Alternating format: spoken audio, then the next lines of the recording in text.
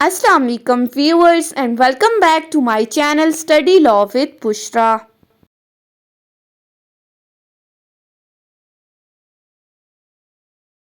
So we were discussing Civil Procedure Code 1908. We have discussed up till Order 2. In this video we are going to discuss Order 3 of CPC 1908.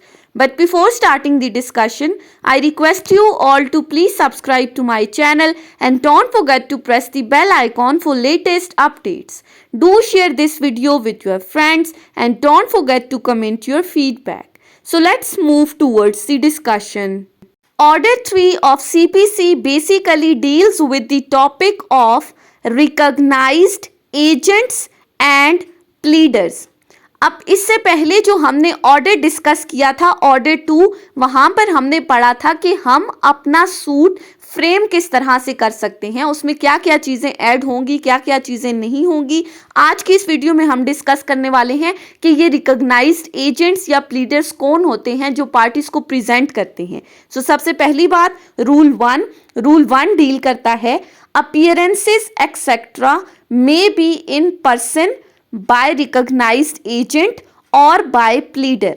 अब title से ही जाहिर हो रहा है कि या तो आप कोर्ट में इन पर्सन अपीयर हो सकते हैं किसी रिकॉग्नाइज्ड एजेंट के थ्रू या प्लीडर्स के थ्रू अपीयर हो सकते हैं। सो rule 1 states that any appearances, यानी कि अगर आपने कोर्ट के अंदर अपीयर होना है, एनी एप्लीकेशन या फिर आपने कोर्ट के अंदर कोई एप्लीकेशन वगैरह सबमिट करनी है, और any act to any court या कोई भी और एक्ट परफॉर्म करना है रिक्वायर्ड और authorised by the law to be made और done by a party in such court, या तो अगर उस कोर्ट ने रिक्वायर किया है या उसको ऑथराइज किया गया है। रिक्वायरमेंट से क्या मुराद है कि अगर कोर्ट किसी पार्टी को बुलाती है तो ये कोर्ट की रिक्वायरमेंट है, उसने कोर्ट के अंदर अपीयर होना है, या अगर उसको ऑथराइज किया गया है तो फिर ऐसी सूरतों में ये पार्टीज किस तरह से कोर्ट में आएंगी, except where otherwise expressly provided by any law for the time being in force may be made or done by a party in person by his recognized agent or by a pleader appearing, applying or acting as the case may be on his behalf। या तो parties personally court के अंदर appear होंगी या फिर अपने किसी recognise agent के थ्रू अपीयर होंगी, या फिर अगर उन्होंने किसी प्लीडर को अपॉइंट किया है तो वो उनके बिहाफ पे आके कोर्ट में अपीयर होगा, और कोर्ट के अंदर कोई भी एप्लीकेशन सबमिट करनी है या कोई भी एक्ट परफॉर्म करना है तो वो करेंगे। अब इसी के साथ एक प्रोवाइजो अटैच की गई है, और वो प्रोवाइजो क्या कहती है, provided that any such appearance shall if the court so direct be made by the party in person। अब ऊपर हमने सिचुएशंस बता दी, पार्टीज पर्सनली भी आ सकती हैं, रिकॉग्नाइज एजेंट के थ्रू भी, प्लीडर के थ्रू भी।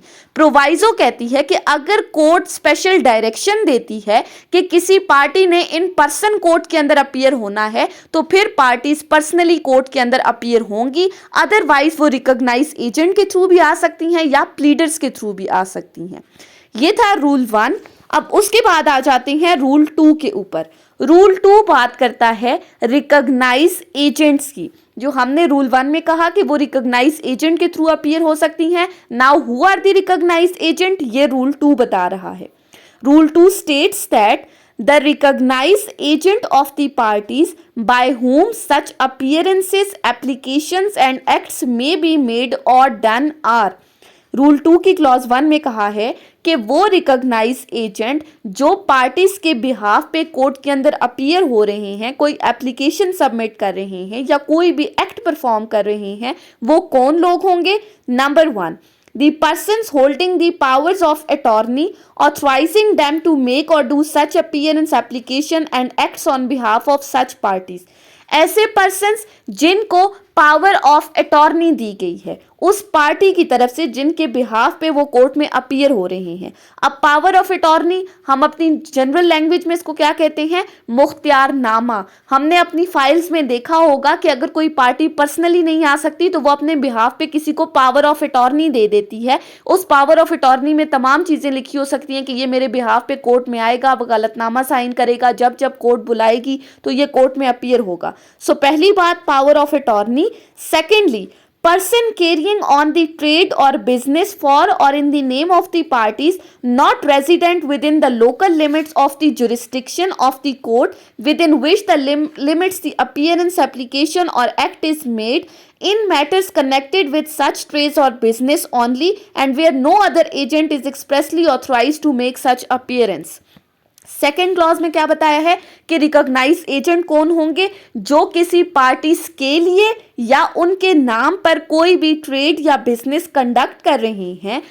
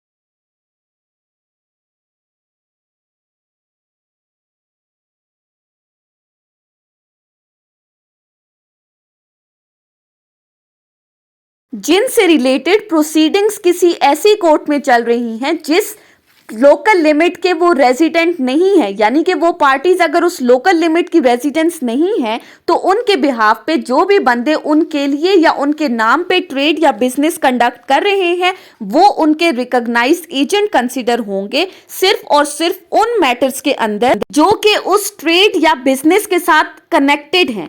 यानी कि अगर कहीं पर कोई और एजेंट अपॉइंट नहीं हुआ कि वो इन पार्टीज के बिहाफ पे कोर्ट में अपीयर हो तो वो बंदे जो इनके नाम पर या इनके लिए कोई ट्रेड या बिजनेस कंडक्ट कर रहे हैं उनको इन पार्टीज का रिकॉग्नाइज एजेंट कंसिडर किया जाएगा उन मैटर्स में जिनसे रिलेटेड कोर्ट में प्रोसीडिंग्स चल रही हैं इस ट्रेड या बिजनेस से रिलेटेड। उसके बाद आ जाते हैं रूल 3 के ऊपर। रूल 3 बात करता है service of the process on recognized agent. अब इस रूल 3 के अंदर सर्विसेज ऑफ द प्रोसेस की बात की गई है, यानी कि कोर्ट के जितने भी प्रोसेस हैं उनकी सर्विस किस तरह पर होगी रिकॉग्नाइज्ड एजेंट के ऊपर। सो सब rule 1, processes served on the recognized agent of the party shall be as effectual as if the same had been served on the party in person। कि अगर तो कोर्ट के प्रोसेसेस को रिकॉग्नाइज एजेंट को सर्व कर दिया गया है तो उसको बिल्कुल ऐसे ही माना जाएगा जैसा कि ये तमाम प्रोसेस पार्टीज को पर्सनली सर्व किया गया है। फॉर एग्जाम्पल अगर कोर्ट ने कोई नोटिस वगैरह भेजना है और वो रिकॉग्नाइज एजेंट को सर्व कर दिया गया है तो बिल्कुल ऐसा ही समझा जाएगा जैसा कि ये नोटिस पर्सनली उस पार्टी को भेजा गया है। Until and unless the court otherwise direct। अगर तो कोर्ट ये कहती है कि नहीं ये नोटिस डायरेक्ट पार्टी को सर्व करना है तो फिर तो आपने डायरेक्ट पार्टीज को ही करना है, अदरवाइज रिकॉग्नाइज एजेंट को हो गया तो वो समझा जाएगा पार्टीज को डायरेक्टली हुआ है। Secondly, the provisions for the service of the process on the party shall apply to the service of the process on his recognized agent। जो तरीकाकार सर्विसेज ऑफ द प्रोसेस का पार्टी के लिए है वही तरीकाकार रिकॉग्नाइज एजेंट के ऊपर भी एप्लीकेबल होगा। उसके बाद आ जाती हैं रूल 4 के ऊपर। रूल 4 बात करता है अपॉइंटमेंट ऑफ द प्लीडर की। अब रूल 1 में हमने क्या कहा था कि आपके बिहाफ पे प्लीडर आके कोर्ट में अपीयर हो सकता है, एप्लीकेशन सबमिट कर सकता है या कोई भी एक्ट परफॉर्म कर सकता है। रूल 4 कहता है कि इस प्लीडर की अपॉइंटमेंट किस तरह से होगी। प्लीडर कौन है? Any person who is acting और appearing to plead on behalf of the parties in the court of law. So rule 1 क्या कहता है? No pleader shall act for any person in any court unless he has been appointed for the purpose by such person by a document in writing signed by such person or by his recognized agent or by some other person duly authorized by or under the power of attorney to make such appointment।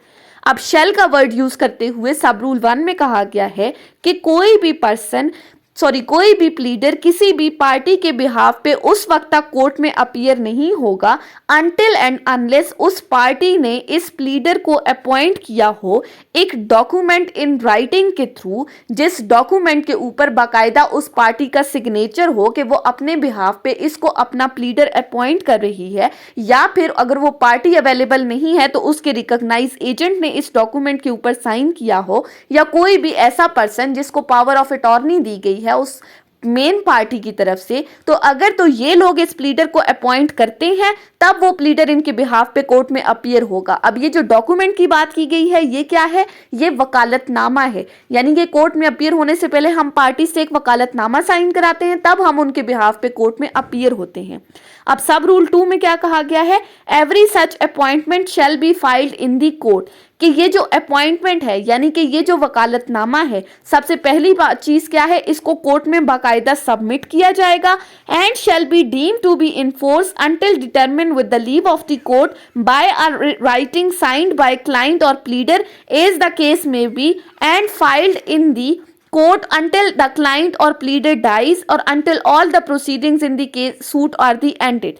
अब इस वकालतनामे की continuity को further discuss किया गया है कि ये कब तक कॉन्टिन्यू रहेगा? जब तक उस सूट की प्रोसीडिंग्स कोर्ट में चल रही है तब तक ये वकालतनामा भी चलता रहेगा। अगर तो क्लाइंट की डेथ हो जाती है या प्लीडर की डेथ हो जाती है या प्रोसीडिंग्स ऑफ द सूट खत्म हो जाती हैं तो फिर ये वकालतनामा भी फर्दर कॉन्टिन्यू नहीं रहेगा, ये भी वहीं पर खत्म हो जाएगा। उसके बाद आ जाते हैं सब रूल 3 के ऊपर। सब रूल 3 क्या कहता है? फॉर द पर्पसेस ऑफ सब rule 2 an application for the review of the judgment and application under section 144 or section 152 of this code, any appeal from any decree or order in the suit, application or act for the purposes of obtaining the copies of documents, return of the document produced or filed in the suit, obtaining the refund of the monies paid into the court in connection with the suit shall be deemed to be the proceedings in the suit। अब ऊपर सब rule 2 में जो हमने proceedings की बात की है, सब रूल 3 बता रहा है कि उस प्रोसीडिंग्स में क्या क्या चीजें इंक्लूडेड हैं। सो सबसे पहली बात कि अगर तो आपने किसी जजमेंट को रिव्यू करने के लिए कोर्ट में कोई एप्लीकेशन फाइल की है या फिर अंडर सेक्शन 144 आपने कोई रेस्टिट्यूशन का सूट फाइल किया है या फिर अंडर सेक्शन 152 आपने कोई सूट फाइल किया है किसी भी जजमेंट या डिक्री को अमेंड करवाने के लिए, या अगर आपने कोर्ट में कोई अपील फाइल करनी है किसी डिक्री से रिलेटेड, या फिर किसी डॉक्यूमेंट की कॉपीज आपने लेनी है कोर्ट से, डॉक्यूमेंट रिटर्न करने हैं, या फिर अगर कोई मनी आपने कोर्ट के अंदर पे की है उसको रिफंड कराना है, तो ये तमाम काम उस प्रोसीडिंग्स में इंक्लूडेड हैं जो प्रोसीडिंग्स हमने सब रूल 2 के अंदर डिस्कस किया है, जिस प्रोसीडिंग्स की हद तक वो वकालतनामा कॉन्टिन्यू रहेगा। उसके बाद आ जाते हैं सब रूल 4 के ऊपर। सब रूल 4 कहता है the high court may by general order direct that where the person by whom a pleader is appointed is unable to write his name his mark upon the document appointing the pleader shall be attested by such person in such manner as may be specified by the order. High court एक general order के through ये directions दे सकती है कि जहां पर अगर कोई पर्सन किसी को अपने बिहाफ पे अपना प्लीडर अपॉइंट करना चाहता है लेकिन वो पर्सन इलिटरेट है, वो पर्सन अपना नाम तक नहीं लिख सकता उस वकालतनामे के ऊपर जिसके थ्रू वो उसको अपना प्लीडर अपॉइंट कर रहा है, तो ऐसी सूरत में वो पर्सन उस वकालतनामे के ऊपर अपना कोई मार्क लगाएगा यानी कि अंगूठा लगाएगा। और इन प्रैक्टिस भी हमने देखा है ऐसा ही होता है। और ये जब अंगूठा उस पर्सन की तरफ से लगाया जाएगा तो फिर ये प्लीडर बाकायदा उसकी अटेस्टेशन करेगा बिल्कुल उसी तरीकाकार के मुताबिक जो तरीकाकार अटेस्टेशन का बताया गया है। Sub Rule 5. No pleader who has been engaged for the purposes of pleading only shall plead on behalf of any party unless he has filed in the court a memorandum of appearance signed by himself. कोई भी pleader जिसको सिर्फ और सिर्फ pleading की हद तक appoint किया गया है, यानी कि सिर्फ प्लेंट और रिटन स्टेटमेंट की हद तक अपॉइंट किया गया है, वो किसी पार्टी को उस वक्त तक कोर्ट में रिप्रेजेंट नहीं करेगा, उसको प्लीड नहीं करेगा अनटिल एंड अनलेस उस पार्टी ने उस कोर्ट के अंदर एक मेमोरेंडम ऑफ अपीयरेंस फाइल किया हो, उसने बाकायदा उस पर साइन किया हो। और उस मेमोरेंडम ऑफ अपीयरेंस में क्या क्या चीज़ें इंक्लूड होंगी? The name of the parties to the suit, जो सूट की पार्टीज हैं उनके नाम होंगे। The name of the party for whom he appears, जिस पार्टी के बिहाफ पे वो अपीयर हो रहा है। The name of the person by whom he is authorize to appear, या तीसरी बात, जिस पर्सन ने उसको ऑथराइज किया है उसका नाम लिखा जाएगा, तब वो उस पर्सन को कोर्ट में प्लीड करेगा। अब इसी के साथ इस सेक्शन में एक प्रोवाइजो अटैच की गई है, और वो प्रोवाइजो क्या कहती है? That nothing in this sub rule shall apply to any pleader engaged to plead on behalf of any party by any other pleader who has been duly appointed to act in the court on behalf of such party. अब ये जो सब rule 5 है ये उस बंदे पर apply नहीं होगा, उस प्लीडर पर जिसको इंगेज किया गया है कि वो कोर्ट में एक पर्सन को प्लीड करे, उसको रिप्रेजेंट करे। अगर तो ये प्लीडर अपने बिहाफ पे किसी और पर्सन को अपॉइंट कर देता है इस पार्टीज को रिप्रेजेंट करने के लिए, तो वो कर सकता है। जैसे हमने देखा है कि सीनियर को प्लीडर अपॉइंट किया जाता है, वो अपने बिहाफ पे किसी जूनियर को भेज देता है जो उस पार्टी को रिप्रेजेंट कर रहा होता है। ऑल्दो उसको वकालतनामा नहीं होता, लेकिन वो पार्टीज को रिप्रेजेंट कर सकता है। सो रूल 4 में हमने डिस्कस किया अपॉइंटमेंट ऑफ द प्लीडर किस तरह से होगा। उसके बाद आ जाते हैं रूल 5 के ऊपर। अब रूल 5 बात करता है service of the process on pleader. अब ये जो कोर्ट के प्रोसेस को सर्व करने का तरीकाकार है वो प्लीडर के लिए किस तरह से होगा। So Rule 5 states that any processes served on the pleader of any party or left at the office or ordinary residence of such pleader, and whether the same is for the personal appearance of the party or not, shall be presumed to be duly communicated and made known to the party whom the pleader represents.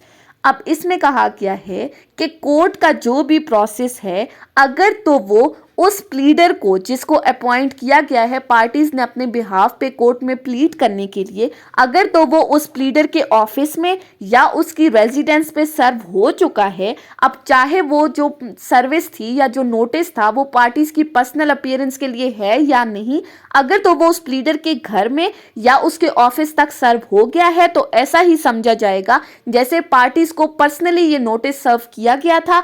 अब और parties को इस notice के बारे में बाकायदा knowledge है।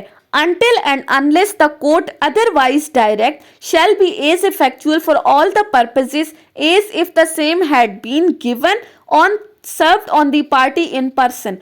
Until and unless court ये डायरेक्शंस दे कि इस नोटिस को, personal appearance of the parties के नोटिस को डायरेक्टली पर्सनली पार्टीज तक सर्व किया जाए, अगर तो वो लीडर तक भी हो जाता है तो ऐसा ही समझा जाएगा जैसा कि पर्सनली पार्टीज को ये सर्विस ऑफ द प्रोसेस सर्व किया गया है।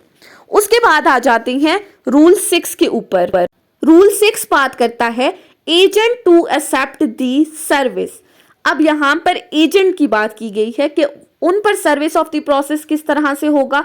सो rule 1 states that besides the recognized agent described in rule 2, rule 2 के अंदर जो हमने रिकॉग्नाइज एजेंट को डिस्कस किया था कि एक तो पावर ऑफ अटॉर्नी या जो आपके बिहाफ पे ट्रेड या बिजनेस कंडक्ट कर रहे हैं, उनके अलावा any person residing within the jurisdiction of the court may be appointed an agent to accept the service of the process. कोई भी ऐसा बंदा जो उस कोर्ट की local limits of the jurisdiction के अंदर रह रहा है, उसको भी पार्टीज का एजेंट अपॉइंट किया जा सकता है for the purposes of the service of the process. Sub rule 2 appointment to be in writing and be filed in the court. अब ये जो अपॉइंटमेंट होगी ये रिटन फॉर्म में होगी, कोर्ट में सबमिट की जाएगी। Such appointment may be special और general, shall be made by an instrument in writing signed by principal. Such instrument if the appointment is general, a certified copy thereof shall be filed in the court. अब ये जो agent appoint किया जाएगा besides the recognise agent, इसको specially किसी purpose के लिए भी अपॉइंट किया जा सकता है या जनरली एज अ होल भी आप इसको अपना एजेंट अपॉइंट कर सकते हो। और ये अपॉइंटमेंट किस तरह से होगी, बाकायदा एक डॉक्यूमेंट होगा, रिटन डॉक्यूमेंट होगा जिसके ऊपर उस पर्सन का साइन होगा जो इसका अपना एजेंट अपॉइंट कर रहा है। और अगर तो किसी पर्सन को जनरली अपॉइंट किया गया है तो उस जनरल अपॉइंटमेंट के केस में एक सर्टिफाइड कॉपी इस इंस्ट्रूमेंट की जिसके थ्रू उसको अपना एजेंट मुकर्रर किया गया है, ये सर्टिफाइड कॉपी कोर्ट में सबमिट की जाएगी। वैसे तो स्पेशल के केस में भी की जाती है, लेकिन यहाँ पर स्पेसिफिकली बताया है कि जहाँ आपने जनरली किसी को अपना एजेंट अपॉइंट किया है तो उस इंस्ट्रूमेंट की एक कॉपी आपने कोर्ट में सबमिट करनी है। Sub Rule 3. The court may at any stage of the suit and whether upon the application made to it or of its own motion direct any party to the suit not having a recognized agent residing within the jurisdiction of the court to appoint within the time to be specified an agent within the jurisdiction of the court to accept the process of the service on his behalf. सब rule 3 में कहा गया है कि during the suit court किसी भी stage पर या तो पार्टीज की एप्लीकेशन के ऊपर, अगर पार्टी एप्लीकेशन दे रही है कि दूसरी पार्टी ने अपने एजेंट अपॉइंट नहीं किया तो उसको कहा जाए कि वो अपना एजेंट अपॉइंट करे, या फिर कोर्ट अपने ऑन पे भी ऐसी पार्टी को नोटिस दे सकती है, डायरेक्शंस दे सकती है जिसने उस कोर्ट की local limits of the jurisdiction के अंदर अपना रिकॉग्नाइज एजेंट अपॉइंट नहीं किया, तो कोर्ट उसको डायरेक्शन देगी कि एक स्पेसिफिक टाइम के अंदर इस कोर्ट की local limit of the jurisdiction में से जो पर्सन रिजाइड कर रहा है उसको अपना एजेंट अपॉइंट कर दिया जाए just for the purposes of the services of the process. To every appointment made under the sub rule, the provision of sub rule 2 shall be applicable. अब ये जो आपने एजेंट अपॉइंट करने हैं कोर्ट की डायरेक्शंस के ऊपर, ये किस तरीकाकार के मुताबिक होंगे, जो रूल 2 में हमने डिस्कस किया है, यानी बाकायदा रिटन डॉक्यूमेंट के थ्रू। सो ये थी हमारी आज की डिस्कशन ऑर्डर 3 के ऊपर, जिसमें हमने रिकॉग्नाइज एजेंट और प्लीडर्स को डिस्कस किया, वो कौन होते हैं और वो आपको कोर्ट में किस तरह से रिप्रेजेंट कर सकते हैं। सो आई होप कि आपको ये लेक्चर समझ में आया होगा। अगर आपने इस वीडियो को अटेंटिवली सुना है तो अगर आपको ये वीडियो अच्छी लगी है तो इस वीडियो को लाइक करें, कमेंट करें और चैनल को ज़रूर सब्सक्राइब करें। Thank you so much for watching this video. Till then, अल्लाह हाफिज़।